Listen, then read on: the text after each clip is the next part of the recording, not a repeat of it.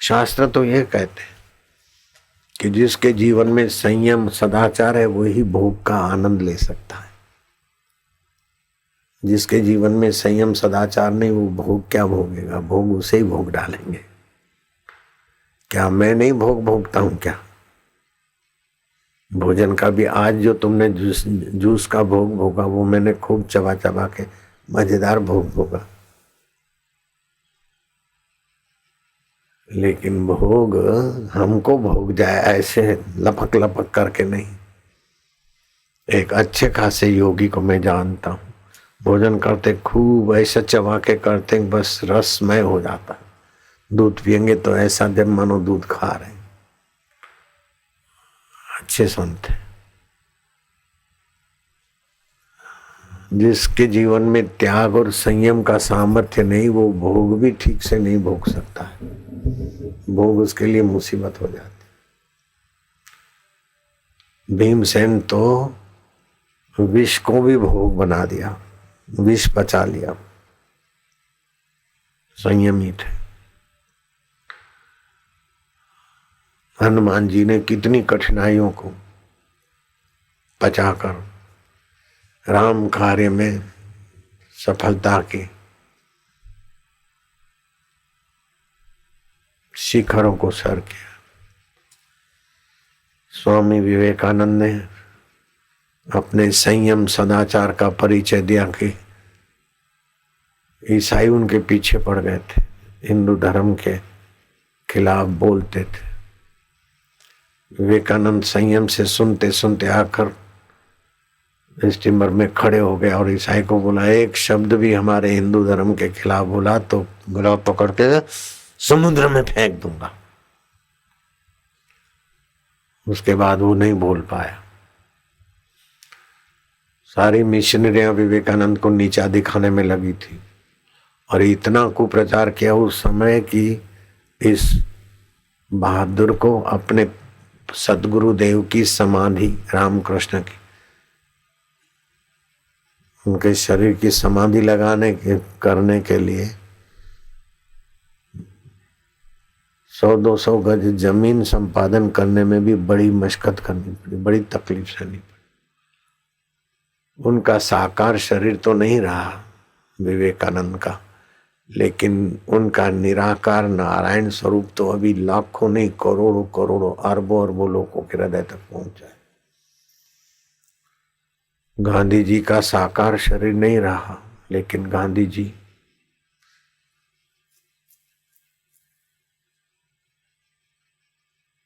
की सज्जनता और सच्चाई को पढ़कर हमारा हृदय भी उनके प्रति अहोभाव से भर जाता है।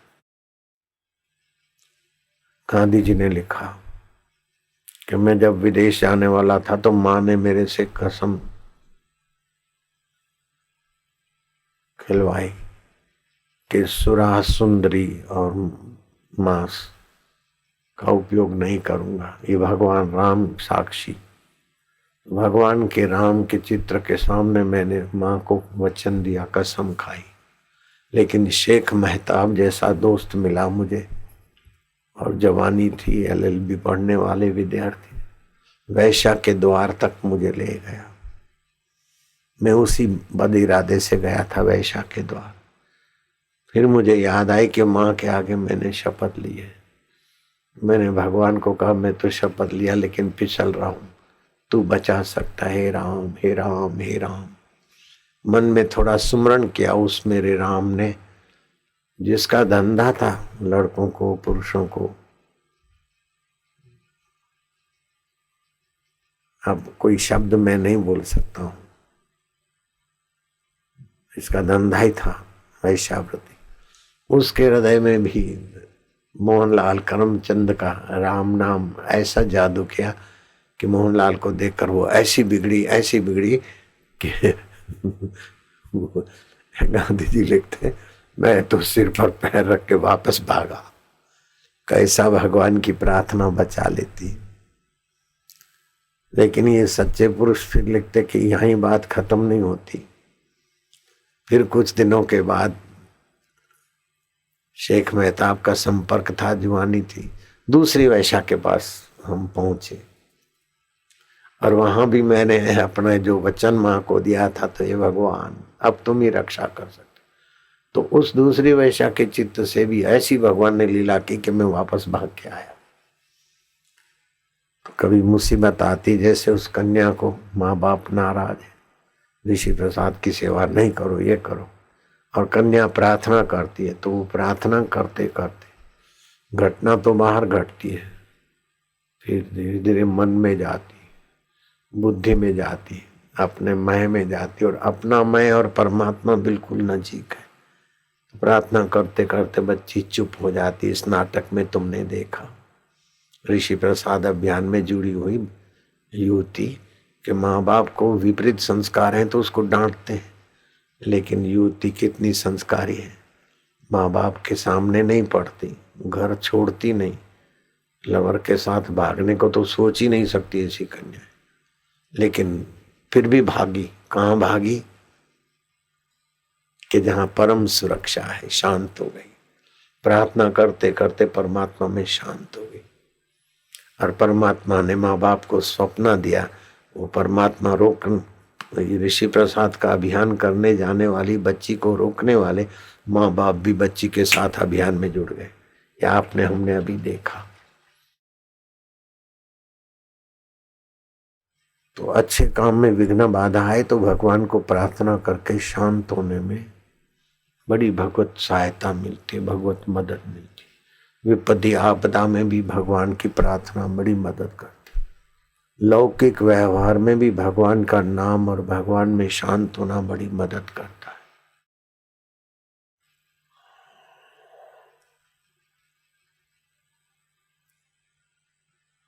आचार्य विनोबा भावे की माँ सभी को भोजन आदि करा के रात्रि को भगवान के सामने बैठती। हे मेरे प्रभु, जो कुछ अच्छा हो गया तुम्हारी सत प्रेरणा थी, फिर भी मेरे से तो गलतियां होती रहती, तू मुझे माफ करना, मैं तेरी हूं। हे भगवान, मुझे पता नहीं कि तुम कैसे हो, लेकिन मैं जैसे तैसी हूं, तुम्हारी हूं। ऐसे करते करते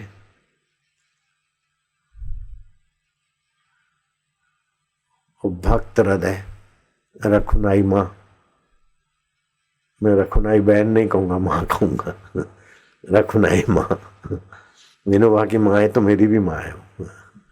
रखुनाई माँ गदगद हो जाती थी, आंसुओं की धार बहती थी,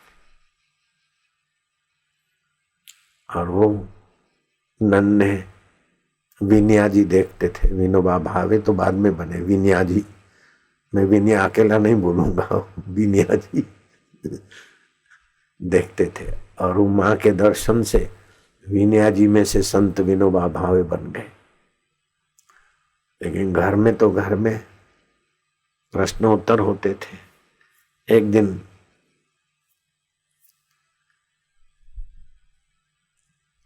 माँ से पूछ बैठे कि माँ तू दही जमा दी, और बोलती कि हे मेरे विट्ठल, मेरी दही अच्छी जमाना।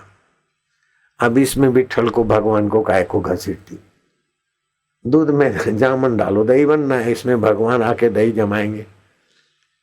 अरे बोले विनया, भगवान कोई साकार ही रूप है और दौड़ के आएंगे क्या? भगवान के चिंतन से हृदय में जो हाथ में जो दही है उसमें भगवत भाव जाएगा कि नहीं जाएगा?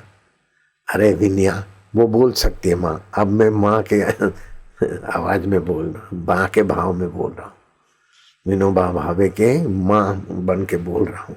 अरे विनया, तुझे पता नहीं, जब दही हाथ में है जामन और भगवान का चिंतन करते हैं, तो भगवान के चिंतन वाले हाथ दही में भगवत भाव नहीं लाएंगे क्या? और कितनी अच्छी दही जमती है, तू तो खाता है ना, तुला माहित है कि नहीं है? विनोबा भावे लिखते हैं संत पुरुष कि मैं जब जेल में था बड़ी सावधानी से दही जमाता था, लेकिन कभी जमे नहीं, कभी खट्टा हो जाए, कभी पानी छोड़ दे। माँ के हाथ से जो दही जमता था, ऐसा मेरे हाथ से दही नहीं जमा।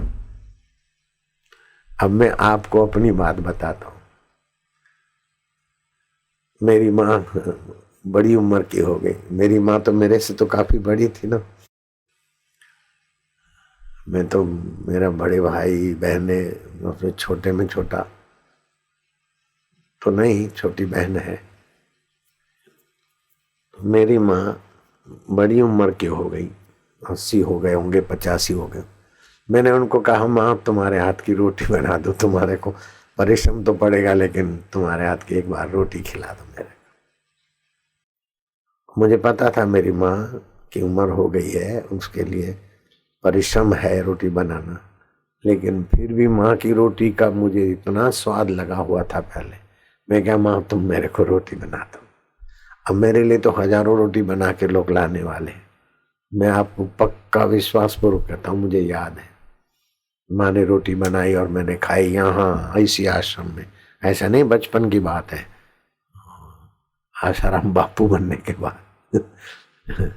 माँ के मन में जो भाव होता है वो बच्चा जाने न जाने बच्चे का मंगल होता है, उसमें भगवती भाव वात्सल्य होता है। शरीर से परे इंद्रियां हैं, इंद्रियों से परे मन है, मन से परे बुद्धि है, बुद्धि से परे चिदावली, और चिदावली की गहराई में चैतन्य है। तो उस चैतन्य में विश्रांति पाने का बड़ा सुंदर तरीका है।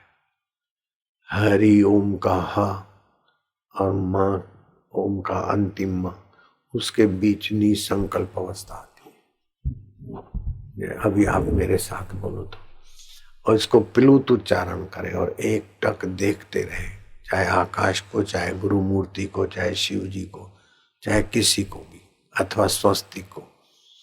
मैं तो जब साधना करा था तो एक गोल रुपए को रख के गोल बनाया था, फिर उसमें काला रंग भर दिया और उसके बीच मैंने पीली बिंदी की, खाली बिंदी को ही देखता था।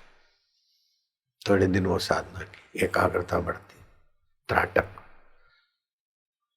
भगवान की मूर्ति, गुरु की मूर्ति, जिसको भी एक टक आप देखते रहे और उच्चारण करते रहे। 15-20 मिनट रोज आप किसी को भी करवाओ, 40 दिन का कोर्स बच्चों को सिखवाओ। आप नहीं चाहेंगे तो भी बच्चे आपको संतुष्ट करने वाले हो जाएंगे, क्योंकि बच्चे सुखी रहेंगे तो आप संतुष्ट हो जाओगे। एक आध्यात्मिकता है जो हमारे लौकिक जीवन को भी उन्नत करती है और परमार्थ भी प्राप्ति करा देती है। अध्यात्म का त्याग करके कोई आदमी लौकिक जीवन में सुखी रह सके, संभव ही नहीं है, संभव ही नहीं है। जैसे बालू से तेल निकलना संभव नहीं, आकाश को बगल में लपेटना संभव नहीं, ऐसे ईश्वर प्रीति, ईश्वर आश्रय, अध्यात्म ज्ञान के बिना लौकिक जीवन में आदमी सुखी रह जाए संभव ही नहीं। हाँ, हर्षित होगा थोड़ी देर के लिए, उतना ही शोक में गिरेगा, अहंकार में उभरेगा। अभी ऋषि प्रसाद का तुमने नाटक देखा, पहले कैसा दम मार रहे थे और बाद में वो बच्चियां देख गई और ऋषि प्रसाद पढ़कर बोले नहीं मिला होता तो मैं तो आत्महत्या कर देता। ये तो नाटक में ऐसा दिखाया, तुमको सचमुच में भी ऐसे प्रसंग है कि ऋषि प्रसाद ने जान बचा ली, आत्महत्या करने जा रहे थे और सेवाधारी ने ऋषि प्रसाद दे दिया, या कैसे ऋषि प्रसाद बन गए। ऐसी सच्ची घटनाएं भी है, इसको खाली नाटक मत समझना, ये घटित घटनाएं भी है ऐसी। कई बच्चियों की जिंदगी बड़ी उन्नत हो गई, कई बच्चों की जिंदगी उन्नत हो गई। दिव्य प्रेरणा पुस्तक पढ़कर लड़कों की जिंदगी बहुत ऊंची हो गई। पहले बाबा पता नहीं था, हम ऐसा करते थे, ऐसा करते।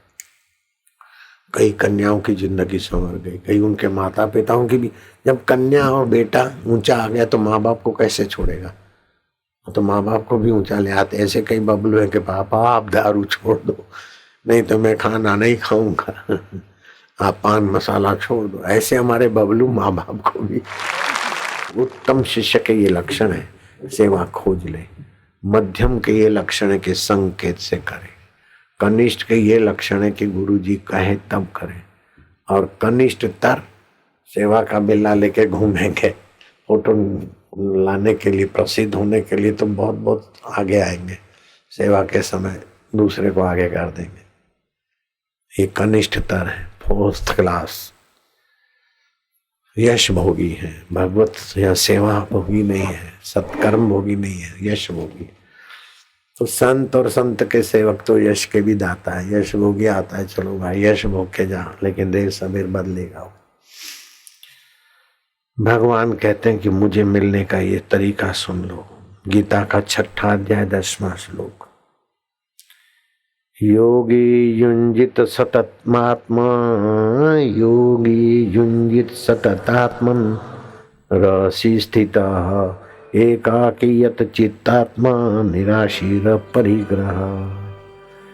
आप मुझसे योग करना चाहते, भगवान में विश्रांति पाना चाहते, तो शरीर से इंद्रियों में, इंद्रियों से मन में, मन से बुद्धि में, बुद्धि से परे मैं में, थोड़ा एकांत में आओ। क्या करो? एकाकीयत चित्तात्मा, मन और इंद्रियों को संयत करके शरीर को वश में, हिलचाल न हो, एक स्थिर जगह पर बैठे रखने वाला, आशा रहित, ये मिल जाए, ये पालूं नहीं। जो भी मिलेगा वो ईश्वर के सिवाय का मिलेगा। ईश्वर तो मिला है, खाली उसमें शांत होना। और संग्रह रहित योग की अकेला ही एकांत में स्थान में स्थिर रहे और आत्मा को निरंतर परमात्मा में लगावे। तो अपना जो आत्मा है, एक तरंग है आत्मा, और शांत पानी है परमात्मा। आत्मा को परमात्मा में लगावे तो परमात्मा कहीं बाहर है, उधर जाके चिपकाना नहीं है। आत्मा को परमात्मा में लगाना है तो प्लुत ओमकार का जप करे, प्राणायाम आदि आसन आदि करके प्लुत दीर्घ ओमकार का जप, पहले हर्ष जप करो। ओम ओम ओम ओम ओम ओम ओम ओम ओम ओम ओम ओम परमात्मने नमः। अब दीर्घ जपो, हरि ओम हरि ओम हरि ओम हरि ओम हरि ओम हरि ओम। अब दोनों नथनों से लंबा श्वास लो, लो लो लो लो लो। मैं बोलता हूं ऐसा तुम मन में संकल्प करो। ओंकार मंत्र है, गायत्री छंद है, परमात्मा इस महामंत्र के ऋषि हैं, अंतर्यामी परमेश्वर इस मंत्र के देवता है। हम सतबुद्धि के लिए, परमात्मा शांति के लिए, परमात्मा प्राप्ति के लिए इस मंत्र का जाप करेंगे। अब कंठ से ओमकार स्वरूप ईश्वर का जप करना है। ओम ओम ओम ओम ओम ओम ओम ओम ओम ओम ओम ओम ओम। एक प्राणायाम हुआ कंठ को वाला। फिर से लंबा श्वास लो, लो लो और गहरा लो। ओम ओम ओम ओम ओम ओम ओम ओम ओम ओम ओम ओम ओम ओम। ये बच्चों को आप कराना, आप तो करो। साधन भजन के शुरुआत में पहले करो, बीच में करो, ध्यान भजन में आपको बरकत आएगी। अब क्या करना है? बच्चों को सिखाने के लिए ये सरल उपाय है और अपनी स्मृति बढ़ाने के लिए भी सरल उपाय है। दोनों कान में उंगली डालो बेटे,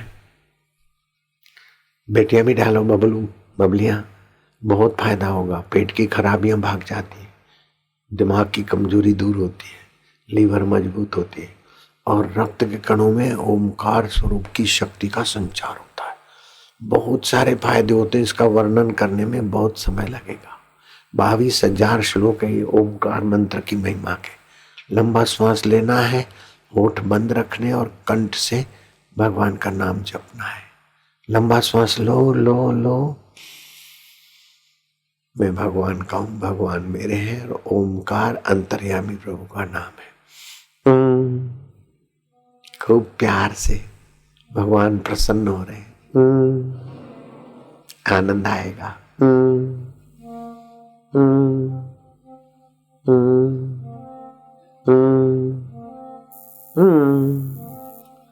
दूसरी बार श्वास लो और हाथ जो ऐसे रखोगे तो थक जाओगे, ऐसे स्वाभाविक हाथ रखो। फिर से लो श्वास।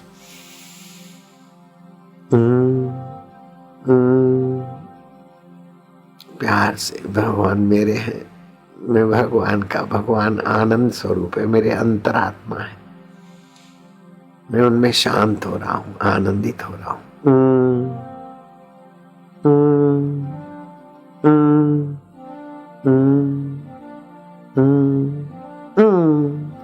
तीसरी बार कर लोगे बेटे? बेटियां भी कर लोगी? शाबाश है। अच्छे बच्चे तो करते हैं, और बुरे बच्चे भी करें तो फिर बुरे नहीं रहते, अच्छे हो जाते हैं। कितने पुण्यात्मा हो, बहुत पवित्र बच्चे हो। बबलियां भी बहुत अच्छी, बबलू भी अच्छे। 10, 20, 50 जो भी बच्चे इकट्ठे हो, कारपेट बिछा देना। ये जप करने से आध्यात्मिक बिजली पैदा होती, ओरा अर्थिंग मिलने से वो फिर शक्ति धरती में चली जाती। इसलिए प्लास्टिक हो अथवा कंबल हो अथवा कारपेट हो, उसी पे बिठाकर बच्चों को कराना। तुम भी कर। तीसरी बार गहरा श्वास।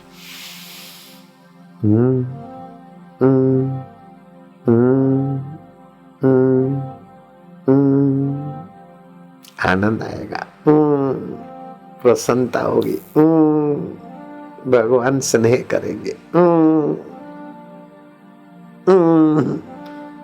चौथी बार और गहरा।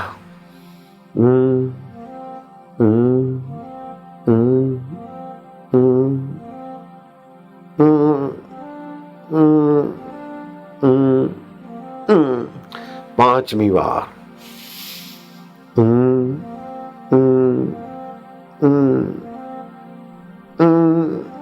खुशी बढ़ रही है, पुण्य बढ़ रहा है, प्रसन्नता बढ़ रही है, सत्वगुण बढ़ रहा है, स्मृति शक्ति बढ़ रही है। अरे भगवान की कृपा निखर रही, जैसे कमल खिलता है ऐसे हृदय खिल रहा है ओमकार मंत्र से, भगवान की प्रसन्नता से। आनंद आ रहा है ना, हंसी आ रही। छठी बार।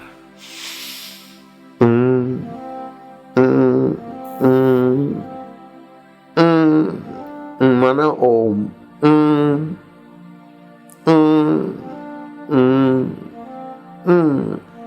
सातवीं बार।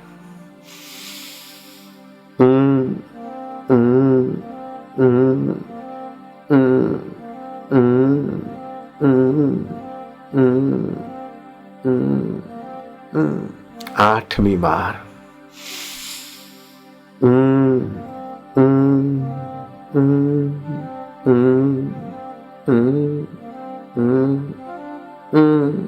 नौवीं बार।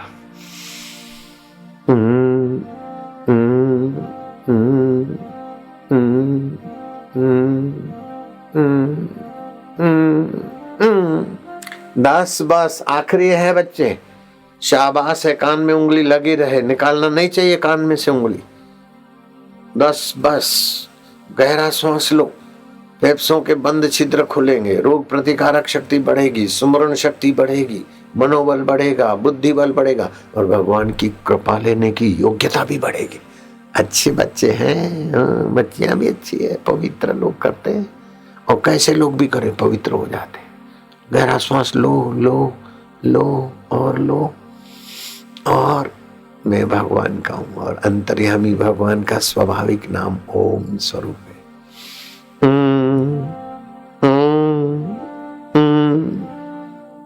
आनंद आ रहा है, प्रसन्नता हो रही है, हंसी आएगी, हृदय पवित्र हो रहा है, खुशी हो रही है, हंसी उभर रही है। ओम ओम ओम ओम ओम ओम ओम ओम ओम ओम प्रभु जी ओम, प्यारे जी ओम, मेरे जी ओम, आनंद ओम, माधुर्य ओम ओम ओम ओम ओम ओम ओम।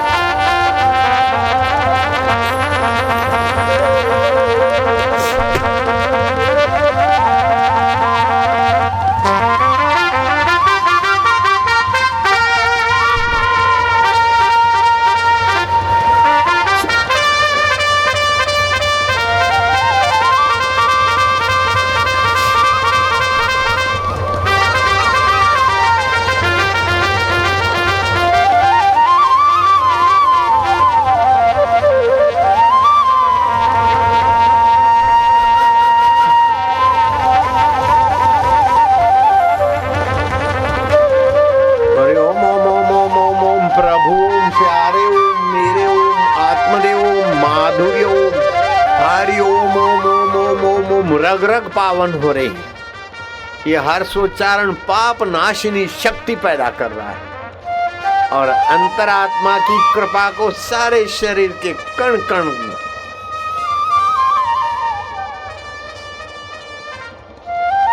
84 नाड़ियां 26 उपतकाओं में इस ऊर्जा का संचार हो रहा है। उसके द्वारा लाखों लाखों नाड़ियों में भगवान के दिव्य मंत्र का गुंजन काम कर रहा है।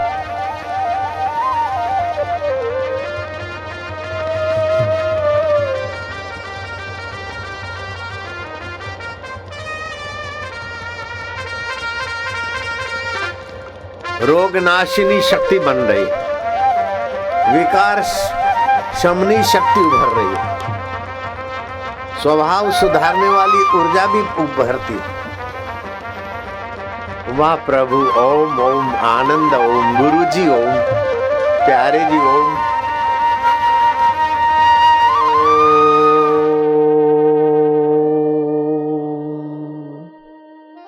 गहरी शांति, मधुर शांति,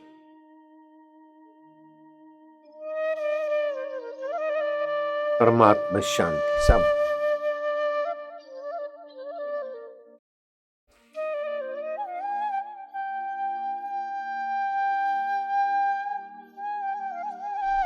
मैं शरीर से मन, इंद्रियों में, इंद्रियों से मन में, और मन से बुद्धि में, बुद्धि से परमात्मा शांति में।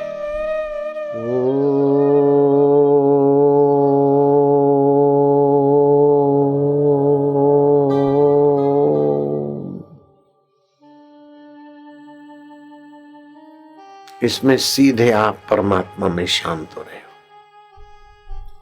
इंद्रियों से मन में, मन से बुद्धि में, बुद्धि से जीवत्व में, जीवत्व से ब्रह्मत्व में शांत हो रहे हो।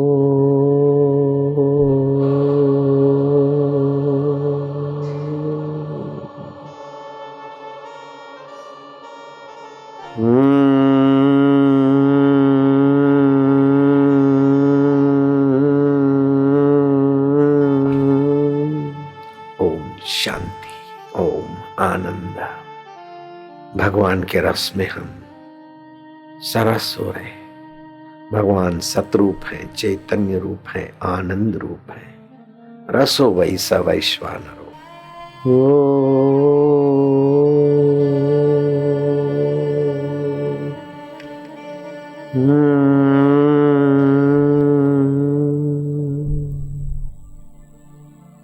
विश्रांति योग।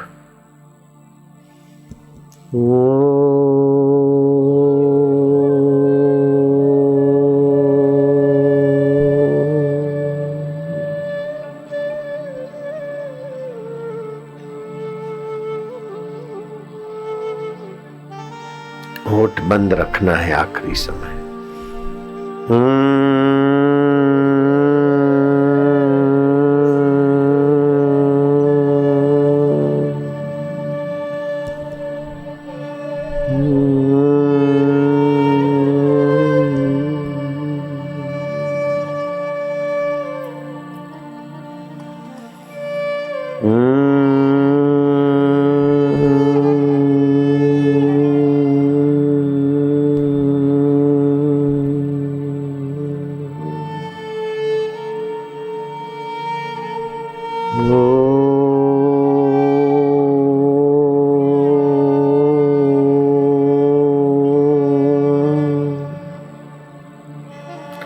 पंद्रह मिनट सामने देखते हुए गुंजन करे, कैसा भी शराबी हो, जुआरी हो, पतित हो, उसके स्वभाव में इजाफा होगा, बदलेगा।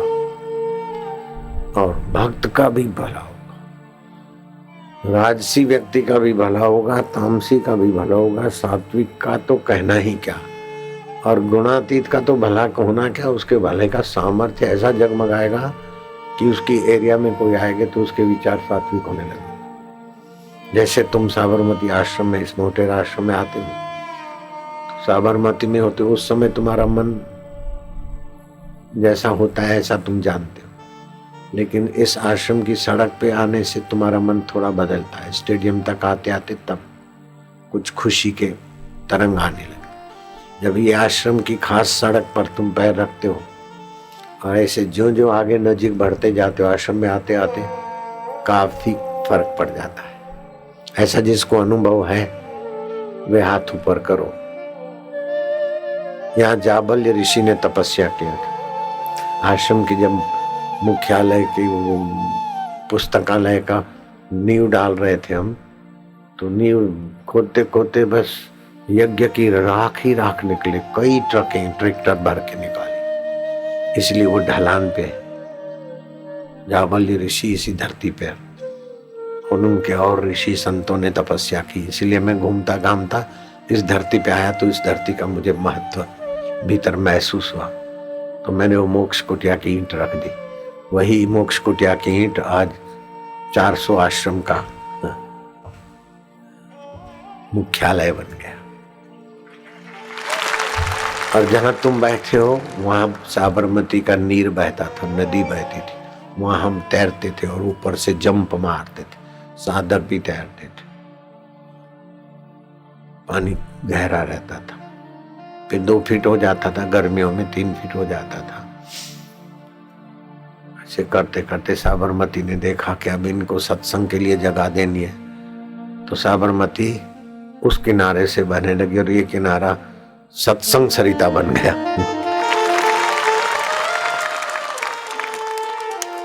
जहां भगवान का जब ध्यान होता है वहां प्रकृति और साबरमती तो क्या, तापी, यमुना जी तो क्या, गंगा जी भी सहयोग कर देती। ऐसे अंत ऐसे होते हैं जिनको गंगा जी अपने बेट में जगह दे देती। व्यास जी को नर्मदा जी ने व्यास बेट अभी भी मौजूद है। कई बार बाढ़ें आई, बड़े बड़े इमारतें ढह गई, लेकिन व्यास जी का अभी भी छोटा सा आश्रम नर्मदा जी के बीचों बीच है। व्यास बेट अपने आश्रम के सामने ही है, 2 किलोमीटर अंतर होगा। मौलेथा में अपना आश्रम है ना।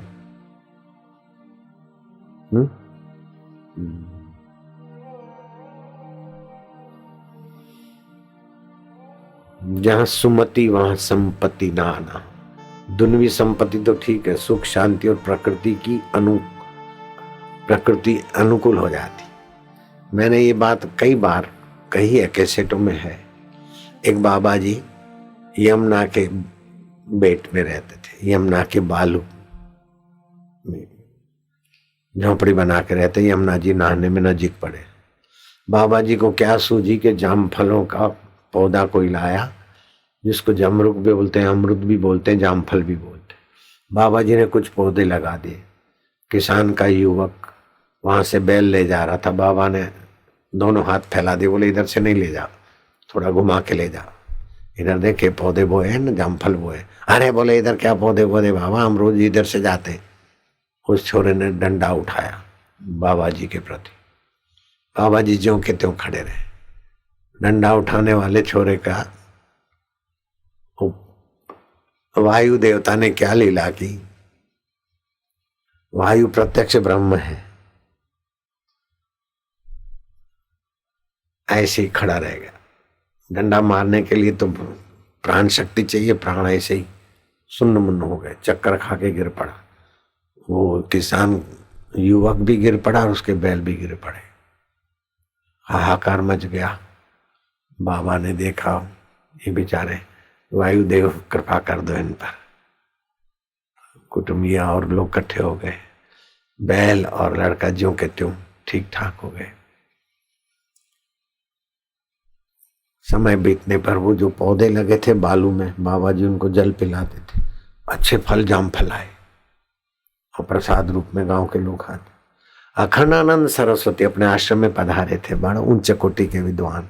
इंदिरा गांधी की गुरु उनके चरणों में मत्था टेक के भागवत सुनती थी। वो ऐसे ऊंचे संत थे। आनंदमयी माँ भी उनको प्रणाम करती थी, सत्संग सुनती थी।